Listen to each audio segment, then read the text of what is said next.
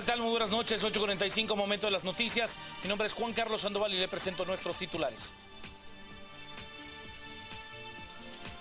Por supuesto que le tenemos la información más importante del día, incluyendo el hecho de que a la Contralora General de Cuentas, Nora Segura, se le han dado 24 horas para que ella abandone dicho cargo.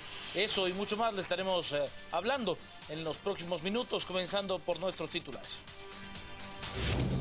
Azúcar de Guatemala presenta los titulares.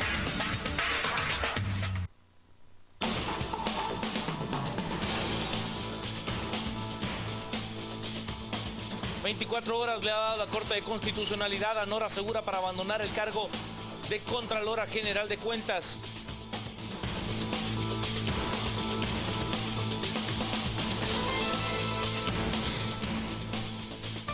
Siete días de lluvia ha provocado que 56.000 personas se vean afectadas.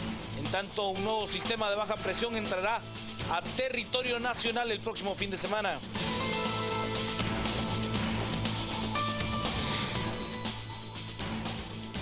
Según Gremial de Transportistas Extraurbanos, se gastan entre 12 a 15 millones de quetzales por mes tan solo en el pago de extorsiones.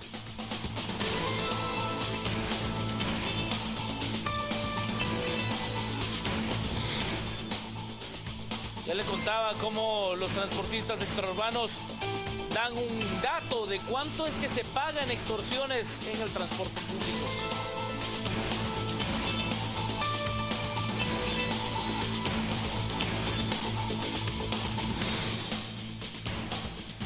Estados Unidos renueva por año y medio el estatus de protección temporal a ciudadanos hondureños y nicaragüenses. 83,000 son las personas que se ven beneficiadas.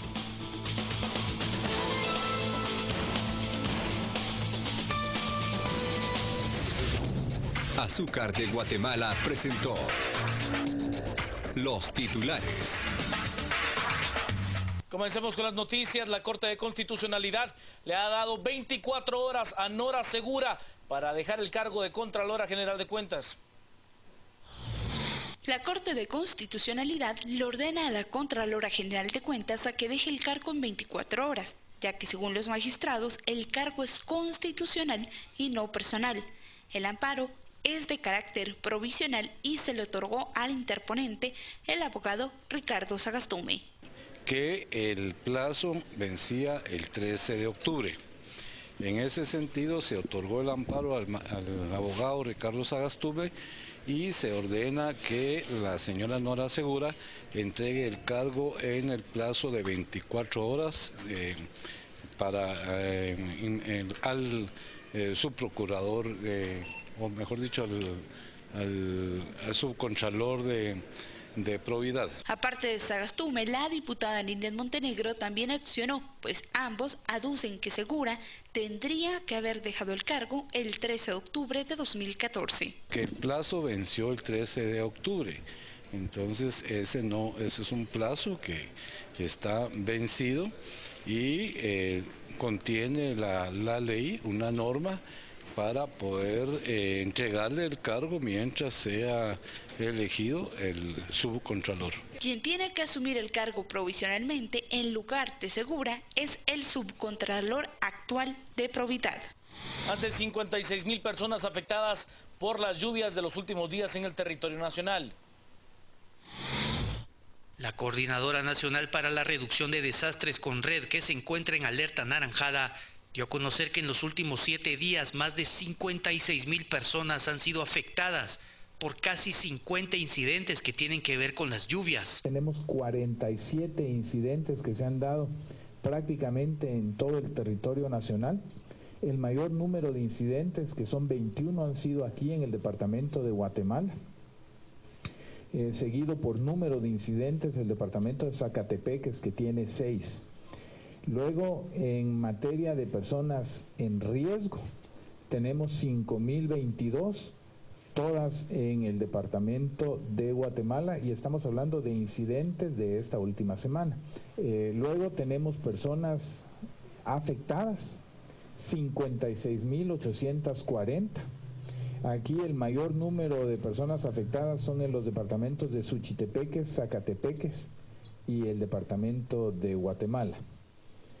Luego, las personas damnificadas, estamos hablando de 482 personas damnificadas, y aquí el mayor número de personas damnificadas es el departamento de Izabal, con 231 personas damnificadas. Se han evacuado 2.130 personas, se le ha proporcionado albergue a 1.618 personas. Conred también da a conocer que 56 viviendas están en riesgo, 191 tienen daños leves y 19 presentan daños severos. Según la Gretexpa, se pagan al mes entre 12 y 15 millones de quetzales tan solo en extorsión al transporte público. El presidente de Gretexpa, Itiel Ordóñez, señaló que los empresarios se ven afectados por el tema de las extorsiones. Según los empresarios, ellos pagan mensualmente hasta 15 millones de quetzales a los miembros de distintas pandillas. A nivel nacional se podría decir que la mayoría de transportistas se ven obligados a pagar. Si realmente el empresario en este momento no paga extorsión, el transporte ya se hubiera paralizado a nivel nacional. Si hablamos de extorsiones, estamos hablando de millones. Mensualmente se manejan entre 12 a 15 millones de extorsión. ¿Eso es anual? Eso es mensual. Mensualmente a nivel nacional. Eso es lo que se maneja con todos los empresarios. Según Itiel Ordóñez, el ministro de Gobernación ha señalado que algunos empresarios forman parte del grupo de extorsionistas, por lo que hace un llamado al ministro Mauricio López Bonilla, que si él tiene conocimiento, que denuncie ante el Ministerio Público. El ministro de Gobernación en su oportunidad manifiesta que hay empresarios metidos en el tema de extorsión.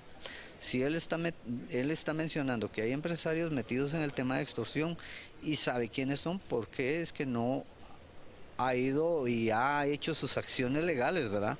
Y consignar a donde corresponde a estas personas. La gremial de transporte extraurbano de pasajeros Gretexpa aglutina a más de 30 empresarios del transporte extraurbano y 3.500 buses a nivel nacional. Con el objetivo de contrarrestar la inseguridad y violencia en el transporte colectivo, las fuerzas de seguridad realizan diversos tipos de operativos en diversas zonas del país. En diferentes puntos de la ciudad capital, la Policía Nacional Civil realizó operativos para brindar seguridad a los usuarios, pilotos y ayudantes de las rutas 1, 3, 4, 63, 65, 203, 204, 32, 36 y 37, que en los últimos días han sido víctimas de ataques armados por extorsión.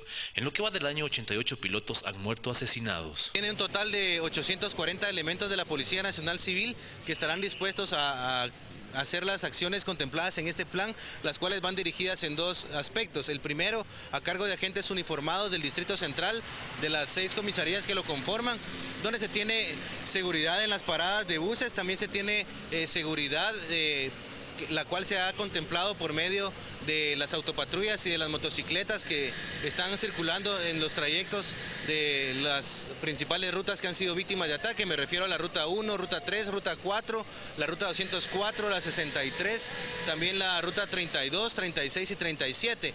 En uno de los operativos realizados en la colonia Castillo Lara, zona 7, fueron remitidos a un juzgado correspondiente 2 menores de edad por portación de marihuana.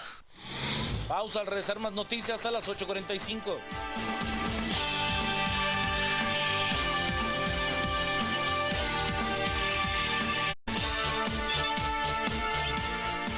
Sigamos con las noticias. El presidente de la República, Otto Fernando Pérez Molina, aboga por cambios a la Constitución Política de la República de Guatemala.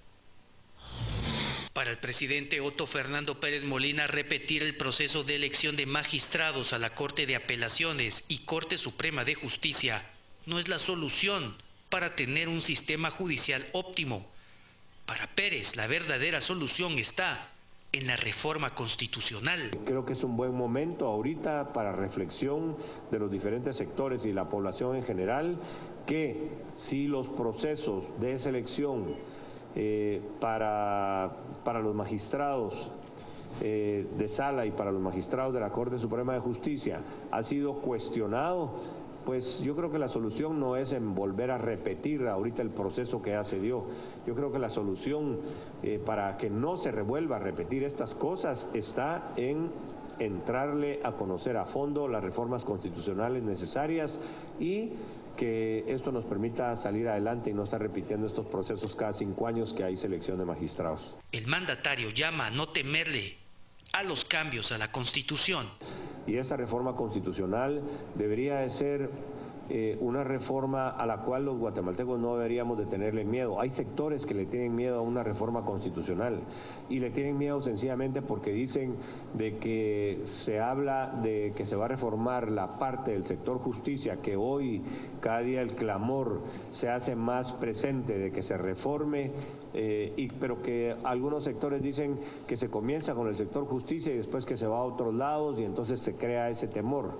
Acuérdense que para reformar la Constitución no solo se necesitan las 3/4 partes, las 2/3 partes, del Congreso de la República, o sea, una mayoría calificada para que puedan ser aprobadas las reformas, sino después de eso tiene que ir a un referéndum de la población para que digan si aceptan o no las reformas. Entonces no hay por qué tenerle miedo a un procedimiento de estos. 15 minutos duró la plenaria en el Congreso de la República. Los diputados no llegaron porque llovió mucho. ¿Se imagina faltar al trabajo y utilizar como excusa la lluvia? Aunque parezca sacado de una historieta, esa fue la excusa que supuestamente dieron los diputados al Congreso de la República para no presentarse a la sesión plenaria.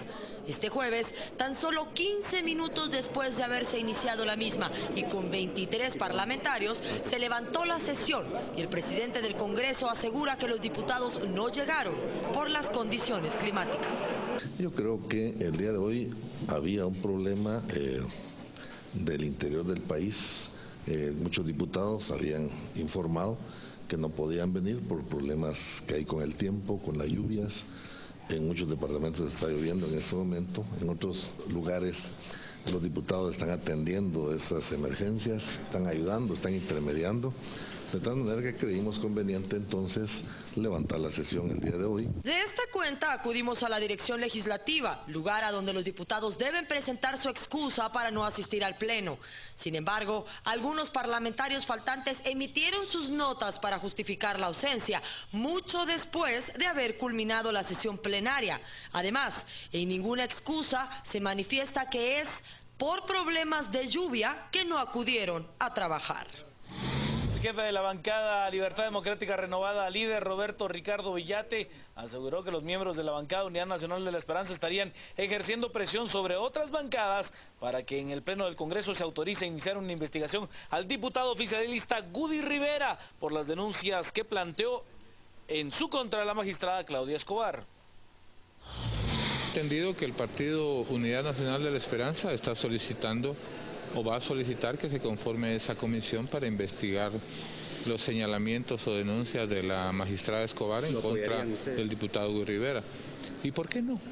Si en años anteriores también se han dado comisiones para investigar a diputados y a otras personas, ¿por qué no hacerlo hoy?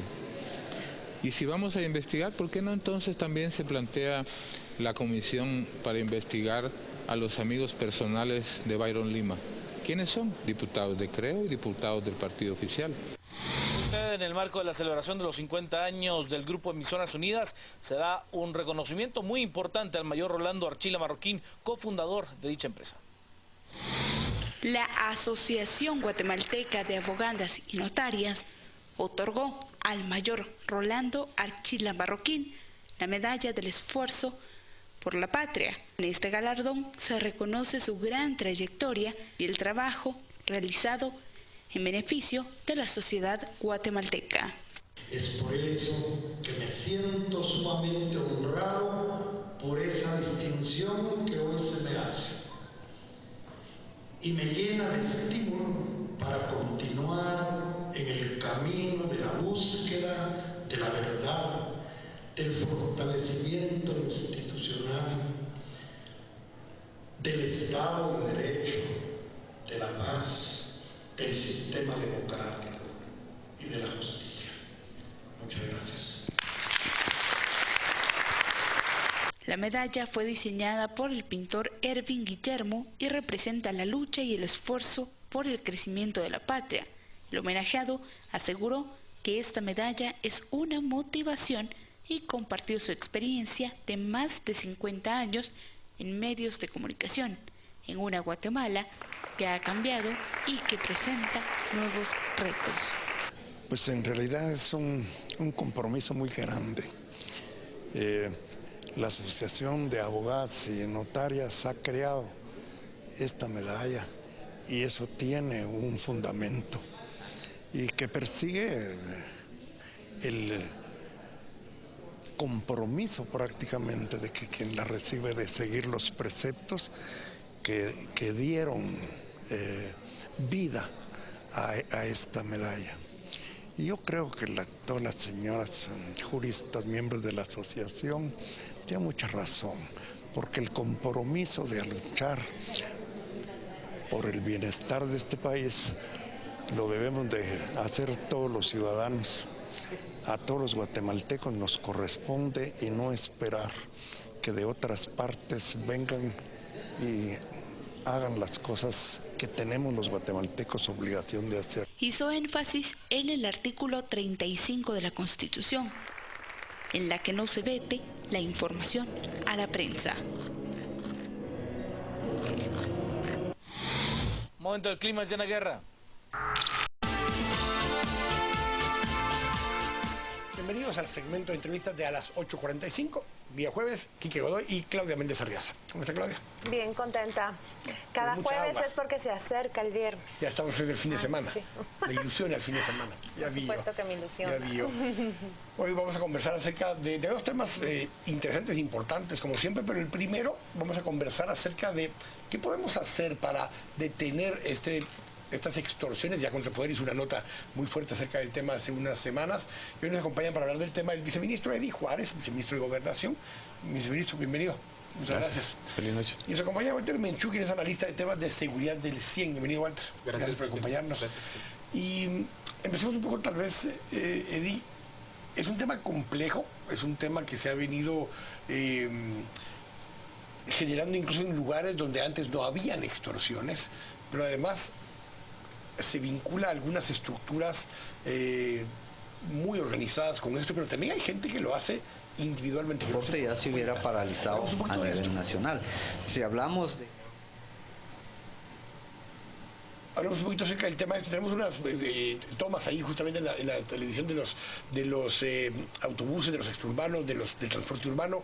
Hoy los que más saltaron fueron nuevamente los autobuses extraurbanos, pero ha pasado en la ciudad, en otras ciudades y con el transporte extraurbano. Hablemos un poquito acerca del tema. Bueno, el tema de la extorsión pues es un tema antiguo, es un tema que se ha desarrollado todo el tiempo dentro de los grupos sociales. Ahora, el problema es la extorsión que nosotros medimos por el tema pandillero, que se vino y se asentó aquí en Guatemala por orígenes que todos conocemos. El problema principal es que estos grupos, aunque son violentos, están semi-organizados, podemos decirle, pero que la única opción, la única acción que pueden para poder ejercer esa presión sobre todas sus víctimas es el terror. Y a través de ese terror han criado y han ido generando unos espacios donde la sociedad es protegida. Ha sido la que más ha sufrido y la que está sufriendo. El tema aquí es que en el tema de las extorsiones nosotros pues diferenciamos dos espacios geográficos que podíamos hablar de las extorsiones.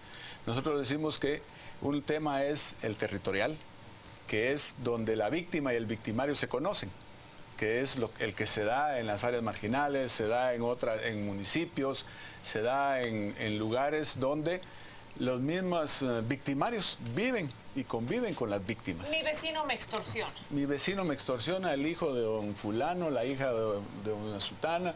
¿Quiénes son los que generan la extorsión? Pero en base a ese terror que tienen, pues mantienen a toda la población en esa pasividad o ese dominio que tienen sobre la población. Y el otro que es el que se da para el tipo de comercios, que se da principalmente en todos los medios de transporte, distribuidores y algunos negocios como tiendas. Ese es el otro tipo donde ahí no necesariamente se conoce la víctima con el victimario, pero la única forma que coinciden las dos, es, como le digo, haciendo terror, haciendo homicidios, atentados contra las posibles víctimas, y eso lo que ha generado es una enorme violencia aquí en la sociedad. Yo quisiera aprovechar la presencia de Walter para que nos cuente algo, algo nuevo, los estudios que ustedes han hecho y digo algo nuevo porque lo que el viceministro nos dice, como él lo ha dicho, es la historia de hace muchos años. Sabemos que siembran terror, sea en residencias con vecinos o en comercios, que se convirtió en una industria. Pero ustedes han venido estudiando año con año esas cifras de violencia, cuál es la conducta de la extorsión. Y una de las conclusiones que ustedes han revelado, cómo es que el secuestro desaparece prácticamente de los índices de criminalidad y en cambio la extorsión se dispara en el último quinquenio o la última década. ¿Cómo es, Walter? En los últimos 5 años, efectivamente. Cuando analizamos el tema de extorsiones y vamos a ver estudios internacionales, vemos que, como decía el viceministro acá, es un tema que se ha venido desarrollando con el tiempo y principalmente los grupos, por ejemplo, lo que pasa en Colombia con los grupos de la guerrilla, lo que pasaba acá antes, digamos, la industria del secuestro y la extorsión siempre han ido de la mano. Y a medida de que el secuestro se hizo más riesgoso, más caro, estas estructuras criminales miraban que eran más atacadas desde el gobierno. ¿El comando antisecuestros funcionó? De los diferentes gobiernos, podemos decir que sí, porque vemos que hubo una reducción de los secuestros conforme el tiempo, igual todavía se mantienen, pero desde el 2009 la extorsión repuntó. Y esto principalmente por el tema legal, de que en el 2009 se hace la reforma al artículo 261 del Código Penal, en donde ya la extorsión se tipifica adecuadamente para abordar los problemas que estaba enfrentando la población, porque antes la extorsión era más un delito como del ámbito privado. No incluía el tema de exacciones intimidatorias, por ejemplo, que lo introduce la Ley contra el Crimen Organizado y la Obstrucción Extorsiva de Tránsito en el año 2006. Entonces vemos de que las denuncias por extorsión, tanto las registradas por la Policía Nacional Civil y el Ministerio Público, incrementan a partir del 2009, principalmente porque, bueno, existe más denuncia y existe esta nueva tipificación, porque antes, cuando se iba a hacer una denuncia, esto se hacía más que todo como amenaza, ¿verdad? No se podía incluir como extorsión. Pero entonces me queda la duda, ¿esas cifras aparecen que se disparan porque se tipifica ya y dentro de la estadística se registra el crimen en específico, o es que antes no existía y simplemente no lo conocíamos? Y otro tema también es de que se habilitó la Fiscalía contra el Crimen Organizado en 2009, por ejemplo, que ahí ya se le entró de lleno a este tema de la extorsión en específico. Eddie, cuando escuchamos estas cosas, la persecución en sí tiene a veces una parte de la complicación, que es los menores de edad involucrados en parte del proceso, y mujeres también menores de edad involucradas en el proceso, como los cobradores o como los gestores. ¿Cuánto complica también parte de la persecución esa parte? Bueno, esa es complicadísima, porque nosotros siempre hemos dicho que el tema de la extorsión aquí en Guatemala, en Centroamérica, el Triángulo Norte, El Salvador, Honduras, difiere un poco del tema en Colombia, porque aquí los que están extorsionando, la mayoría de los que extorsionan, nunca fueron parte de las organizaciones de secuestradores, ni la BACRIM, como le llaman allá en Colombia, sino que aquí nosotros tenemos unas 2 o 3 organizaciones que secuestraban antes, pues se están dedicando a la extorsión. Pero el resto de la extorsión es un tema muy especial y muy local aquí en nuestros países. La utilización de menores, la utilización de mujeres, parte del incremento que se está dando ahorita en el tema de la extorsión, nosotros en los análisis que tenemos es que durante estos últimos meses, los últimos 2 años y medio aproximadamente, se han ido desarticulando más de 80 estructuras pandilleras que se dedicaban a la extorsión. Y en los últimos 6 meses, pues hemos estado ya llegando a la estructura básica de la extorsión. ¿Qué es lo que está sucediendo? La mayoría de todos los líderes de las extorsiones de las pandillas juveniles están en la cárcel. Y sin embargo los números no se contienen. Es que sí, lo que pasa es que, ¿qué está sucediendo y cuál es el problema que está pasando ahora? Lo que sucede es que entran y un familiar, un primo, un hermano, un vecino se hace cargo de ir a recoger la extorsión, se hace cargo de dar sus cuentas para que les depositen, y principalmente las mujeres son muy engañadas en ese tema, que se vuelven novias de los pandilleros, son familiares de los pandilleros, préstame tu número de cuenta, abrí un número de cuenta y dame el número, y después a las que capturamos son esas mujeres que prestaron sus cuentas, porque ellas son las que dejan la huella. Pero ¿qué está sucediendo ahorita? En base a esa persecución que hemos tenido, nosotros lo que estamos evidenciando ahora es que lo que están haciendo las estructuras de la extorsión aquí, principalmente en el transporte, es que en lugar de incrementar más extorsionados, lo que están es incrementando la cantidad que tienen que dar de extorsión. Y ese es el problema que tenemos ahora. Porque antes daban, por decir, una cantidad de 100 quetzales diarios o 50 quetzales diarios, y ahora están diciendo, ahora me da 200. Un momento, vamos a ver si estoy entendiendo y vamos a ver qué dice Walter sobre esto. Sí. Disminuyen los casos de extorsión, pero al mismo tiempo a los pocos o a los menos que se extorsiona se les cobra mucho más. Bueno, al final este es un tema de denuncias, ¿verdad? Lo que hemos registrado, y aquí hay que tomar en cuenta la cifra negra. Por ejemplo, la encuesta de victimización a nivel municipal que se publicó ayer decía que el 70% de todos los delitos no se denuncia. Por ejemplo, en México el 98% de todas las extorsiones no se denuncian, y hay denuncias, en 2013, 8,000 denuncias por extorsión en México, por ejemplo, pero el 98% no se denunció. Eso quiere decir que existe una gran cantidad de gente que no denuncia. Y aquí va por el tema de que si una persona está siendo extorsionada, existe un miedo de que el que está extorsionando cumpla las amenazas, ¿verdad? Por eso este es un delito que se basa mucho en el terror.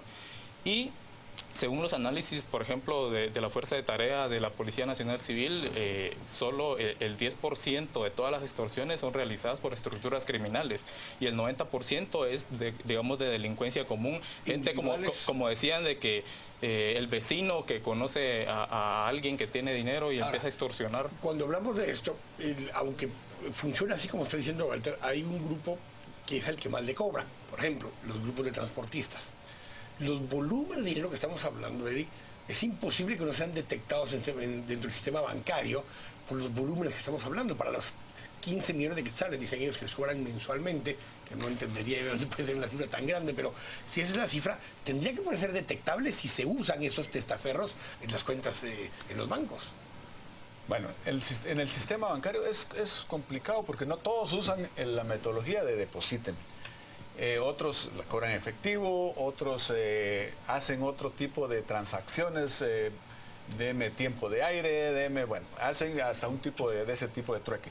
Lo que sucede en este sistema es que, por ejemplo, los grupos pandilleriles, ese dinero lo usan para vivir y sobrevivir. Entonces, ese dinero en efectivo es el que ellos circulan, y con ese se mantienen, porque, por ejemplo, ¿cómo se mantiene una estructura de pandillas que nosotros estimamos aproximadamente que son de unos 800 a 1,200 pandilleros organizados que de eso viven y que están dedicados completamente a esa actividad en todos sus rangos? ¿Cómo pagan los que están en la cárcel? ¿Cómo pagan los abogados? ¿Cómo les llevan todos los días, les llevan comida, todos los días les llevan cualquier situación que necesitan? Para eso utilizan todo el tipo de extorsión. Cómo compran las armas. Entonces, todo ese dinero no está entrando a los bancos. Ese dinero está circulando constantemente, siempre, la mayoría de veces en efectivo. Yo tengo la pregunta, y es a propósito el recordatorio que nos hizo Walter. A finales de los 90s y principios de este siglo fueron los secuestros. La respuesta estatal, la política pública, fue crear el famoso Comando Antisecuestros, que si bien es cierto, en su principio fue tachado y acusado formalmente de prácticas, digamos, fuera de ley, finalmente tomó la forma y se le atribuye, no sé si era lo que Walter trataba de decirnos, pero se le atribuye en buena parte, digamos, que haya bajado ese delito.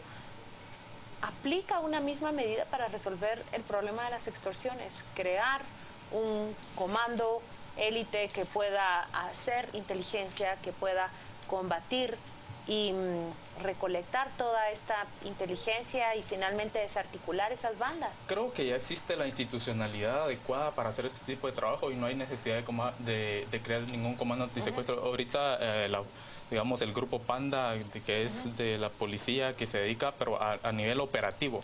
Ellos hacen el trabajo operativo de toda la investigación que se realiza para esta criminalidad, pero como le decía, una parte muy pequeña es de estructuras criminales y otra parte muy grande es de gente común. Entonces, lo que se debe fortalecer acá es la coordinación interinstitucional entre el Ministerio Público, la Policía Nacional Civil y todas estas instituciones que hacen inteligencia criminal para identificar, por ejemplo, se dice que más del 95% de las extorsiones son realizadas desde teléfonos y entonces ya existe un trabajo de investigación criminal en donde se ha identificado cuáles son los números de teléfono desde donde más salen las llamadas. Entonces ya existe todo un sistema, pero que se debe refinar el trabajo en conjunto para que los fiscales del Ministerio Público puedan armar los casos y llevarlos y desestructurar estas redes criminales. Quizá la pregunta es ¿por qué no vemos resultados o por qué no los percibimos?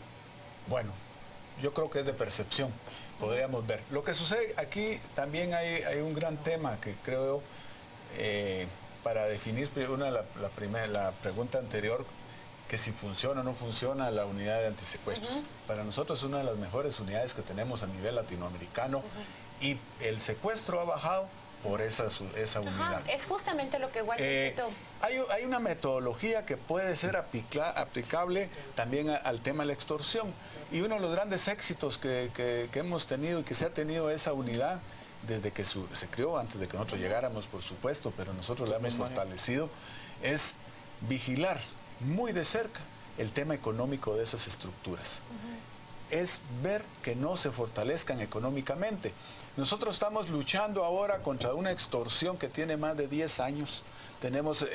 Nosotros tenemos empresas, tenemos lugares donde tienen más de 10 años de estar dando la extorsión a un mismo grupo. Hace menos de 2 meses fue ese bombazo a ese camión repartidor en zona 18 y se le atribuye también a un problema de extorsión. Sí, pero son empresas que tenían mucho tiempo de estar pagando. Consideraron que era preferible pagar que poner una denuncia. ¿Y qué es lo que hicieron? Fue fortalecer a los mismos extorsionistas. Pero uno no puede ese tema justamente porque en otros países hicieron medidas muy drásticas donde incluso se volvió delito el que pagara una extorsión o el que pagara un rescate de secuestro. En Colombia y en Italia, en su momento, cuando en Italia hubo muy fuertes esos dos temas, lo que se hizo es que se volvió ilegal hacer esos pagos y se perseguía al que pagaba la extorsión. Un tema muy complejo porque pone en riesgo a personal o a empleados de una empresa, pero fue la única forma en esos países donde cortaron de tajo este proceso. Lo que pasa es que aquí también tenemos un sistema jurídico complicado, porque aquí nosotros debemos llevar a la víctima y ponerla enfrente del victimario, y eso es riesgoso, todos lo sabemos. Entonces eso lo que ha hecho es que las personas no se animen, no se acerquen a pedir justicia, porque lo primero que van a hacer o los procedimientos anteriores era, muy bien, usted es víctima, venga, el Ministerio Público lo documenta y va a ponerse frente al juez, y casi un careo. Eso lo que pone es en riesgo. Revictimizamos a la víctima. Permítame rebatirlo y decirle que a partir también del 2009 la legislación guatemalteca cuenta con técnicas e instrumentos de investigación que han cambiado radicalmente esas investigaciones. Hoy están, por ejemplo, las escuchas telefónicas, están los colaboradores eficaces y parece que todos esos instrumentos y esos mecanismos de investigación no rindan los resultados que la población esperara en este tema. Lo que sucede es ¿cuál es lo que está planificando? ¿Qué es lo que está programando ahora el Ministerio Público? ¿Verdad? Está haciendo la Fiscalía de Extorsiones y va a ser una parte. Ahorita va en noviembre y el siguiente año sigue la implementación. Lo que pasa es que también los métodos especiales son limitados. Tampoco es una vasta capacidad que tenemos y que la prioridad que había con las extorsiones no era una de las prioridades, porque aquí hay otras prioridades de crímenes que se consideraban de mayor nivel. Entonces teníamos muy poco espacio en los métodos especiales. Ya eso cambió. Este año principalmente ha cambiado mucho.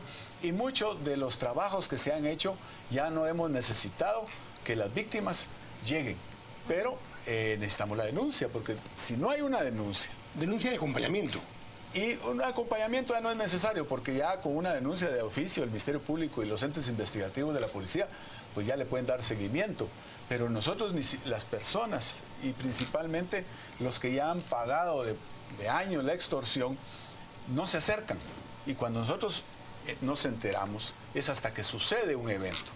Por ejemplo, una ruta del transporte, asesinan a un chofer de esa camioneta. Entonces, cuando llegamos, vemos, es que estaba siendo extorsionado. Ahí comenzamos a enterarnos de que había un tipo de extorsión. Pero nosotros hacemos toda la investigación por el homicidio, no por la extorsión, porque nosotros la extorsión reaccionamos ante el delito mayor, porque tampoco tenemos todo el conocimiento ni nos autoriza, atrás. Porque si no tenemos una denuncia no podemos iniciar una investigación.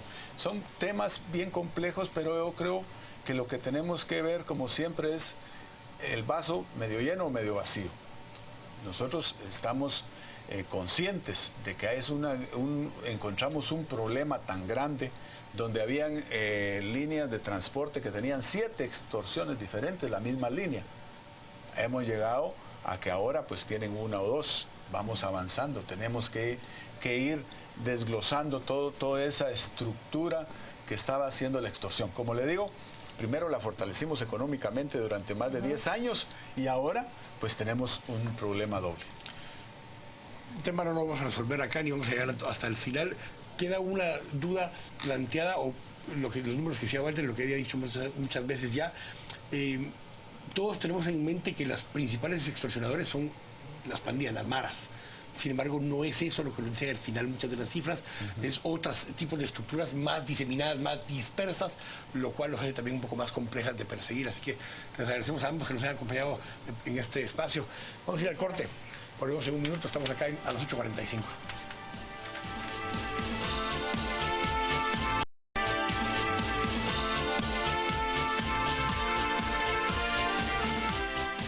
Yo estoy segura que Nora Segura no va a ver con tanto agrado esta entrevista, quizás porque Ricardo Sagastume, el abogado que hoy nos acompaña, ha sido el interponente de 2 amparos que en este año han dado por concluido 2 periodos de 2 funcionarias. Primero fue Claudia Paz y Paz en la Fiscalía General y ahora Nora Segura en la Contraloría General de Cuentas.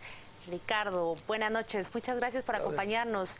Son 2 acciones durante el año que vienen y preguntan a la CC cuándo debe marcharse esta y otra funcionaria. Y finalmente la CC responde, pues se marcha hoy. En 24 horas debe dejar Nora Segura ese despacho. Bueno, la verdad, muchas gracias por la oportunidad, Quique. Buenas noches. En realidad, este es un tema, solo para refrescar, esto viene del año 2010. La historia arranca cuando el Congreso de la República deja de cumplir con su obligación de hacer la convocatoria dentro de los plazos que la ley de comisiones de postulación establece. Se hizo en el 2010 y nadie dijo nada. En el 2010 se hizo la gestión ante la Corte, le ordena al Congreso hacer la convocatoria y finalmente el licenciado Amílcar Zárate entrega el 17 de mayo y nadie discutió absolutamente nada. Sin embargo, en el año 2014 se vuelve a hacer el planteamiento, el Congreso de la República vuelve a ser omiso. Lo hizo con el caso de las comisiones de Fiscal General, lo hizo en el caso de la Contraloría, en el caso de la Corte Suprema juramentó con un mes tarde, atrasado por las vacaciones, porque ellos dicen que es receso, pero son vacaciones que ellos toman. Entonces, el Congreso ha sido el principal responsable de que tengamos que estar acudiendo a la Corte de Constitucionalidad para hacer ese tipo de cuestiones. Ahora, en el caso de la Contralora, con la sentencia que la Corte de Constitucionalidad dictó en el caso de la Fiscal General, quedó bien claro cuáles eran los periodos constitucionales de instancias como son la Presidencia de la República, Vicepresidencia, alcaldes, diputados, Fiscal General, Contralor General, Corte Suprema de Justicia. Hay una duda que no se le queda a la gente, porque dices, bueno, quedó muy claro que no pueden extenderse en sus puestos. Sin embargo, en el caso de los magistrados de la Corte Suprema de Justicia, la resolución indica que sí deben quedarse en sus puestos porque no puede quedar acéfalo del cargo. Expliquémosle para el beneficio de nuestros televidentes por qué hay diferencia entre el caso de la Contralora, que le ordenan 24 horas para retirarse, y en el caso de la Corte le dicen ustedes no se pueden ir.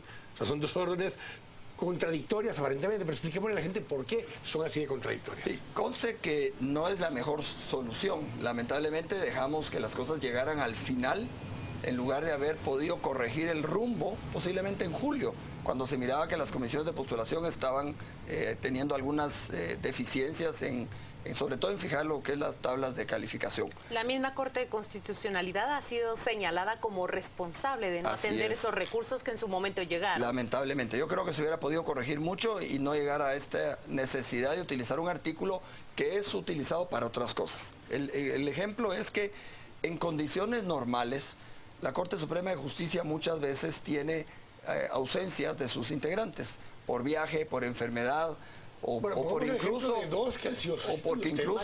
por temas César Barrientos. Exactamente. Entonces la ley tiene una forma de suplir esas ausencias, integrando la Corte Suprema con los presidentes de las salas de apelaciones. El problema que surge ahora es que la Corte Suprema y quienes lo suplen provisional o temporalmente, todos entran y salen al mismo tiempo. Entonces creo que ahí el criterio que incluso el licenciado Gabriel Orellana lo ha explicado muy claramente, no podemos tener órganos del Estado acéfalos. Y hubo que echarle mano realmente a este artículo 71, pero tampoco era la mejor solución. Sin embargo, permite una gobernabilidad, permite que nos estabilicemos un poco, pero genera otra serie de dudas y otra serie de problemas que se irán viendo en el camino conforme se discutan estos amparos y finalmente ver qué resuelve la Corte de Constitucionalidad. Porque parte del dilema que te genera ahora es, ¿por qué tenía que hacer una consulta la Contralora Nora Segura acerca de que si tenía que irse o no, cuando el plazo, el periodo constitucional para el que había sido designada era obvio que terminaba el 13? Ojo, no estaba designado su sucesor. Pero si hay un mecanismo establecido en la Contraloría para quién la debiera sustituir, ¿no? ¿Era necesario que hiciera una consulta? Yo creo que, a mi juicio, ella fue mal asesorada. Y no quisiera pensar que incluso tenía la intención de quedarse y de aferrarse, porque en varias de sus declaraciones dijo, pero si es un mes 15, 14 días, que es un mes más, que es un día más, un día menos, es que es un día es suficiente para violar la ley o violar la Constitución. En el mes de junio de este año, cuando el Congreso es omiso en hacer la convocatoria para integrar comisiones de postulación para Contralor General, el abogado Oscar de León hace un planteamiento de amparo precisamente para que se le ordene nuevamente al Congreso que se reúna y haga la convocatoria. Y en esa resolución, la Corte de Constitucionalidad dice, efectivamente, se le ampara al abogado porque el 13 de junio debió haber hecho la convocatoria. ¿Por qué? Porque los 4 meses con anticipación que dice la ley de comisiones de postulación indican que el 13 de octubre vencía o vence el plazo de la Contralora. Es decir, ya había una resolución de este año de la Corte de Constitucionalidad. Yo creo que o no se enteraron o simplemente yo quisiera pensar que no se estaba queriendo aferrar por otra razón. ¿Cómo se explica a uno errores de esa naturaleza en órganos como el Congreso de la República? Bueno, lo que pasa es que el Congreso, no sé, yo no quisiera tampoco especular, pero siempre llegan tarde y lo vimos hace unos días. Vamos a ver si el Pleno quiere hacer la consulta o no. Y empiezan ese juego, lo hicieron en enero, lo hicieron en junio, lo hicieron ahorita. Entonces yo creo que falta tener claro, y creo que habría que estudiar un poco la Constitución, habría que darles clases un poco de derecho constitucional. Es que no podemos honestamente, estar pensando a quién le tengo que consultar. Es que son situaciones que ahí están planteadas. Quizás la solución está en otro lugar y no precisamente en esto. Podría ser, pero la pregunta ahí concreta era en esto, lo que decíamos ahora. Nora Segura se quedó después del plazo que tenía que haber seguido, hasta que el amparo produce la orden para que se retire. No tiene ninguna repercusión, no tiene ningún efecto, no tiene ningún impacto, no es ella responsable de haber cometido alguna ilegalidad por haberse quedado. Desde mi punto de vista sí, pero hay una parte de la resolución de la Corte de Constitucionalidad muy interesante y que genera dudas. Dice, esta Corte declara legítimos los actos que emita dicha persona en el ejercicio de ese cargo hasta que haga efectiva la entrega de conformidad con lo que quedó decidido. Resolvió de una vez la duda que podría generar las 24 horas, 48 horas más. Exactamente, y yo sí tengo mis dudas. La Corte de Constitucionalidad no puede levantar las sanciones de hechos delictivos, eso solo puede hacer un tribunal ordinario. Y eso definitivamente la Corte, yo sí creo que aquí se excedió un poco. ¿Por qué la está cubriendo? ¿Cuál es el interés? Ella ya cometió un delito o varios delitos y flagrantemente porque estaba ocupando un cargo cuando ya había vencido el plazo para que entregara. No sé, esa que la Corte la fiscaliza la Contraloría también. Bueno, no sé, sobre todo que... Y creo que ella no digamos, ¿cómo decirlo? La acusación de que se ha quedado 2 días, 48 horas, 72 horas más, no es la más grave que tiene el mandato de Nora Segura, no necesariamente. Pero acá nos piden que le preguntemos, vaya, Ricardo Sagasume ha puesto ya, digamos, el cascabel sobre estos plazos. ¿Qué opina él sobre esos anuncios de el presidente Otto Pérez Molina y la vicepresidenta Roxana Valdetti de promover esa ampliación del mandato presidencial? Bueno, yo ya lo dijimos cuando intentaron ese discurso hace unos meses.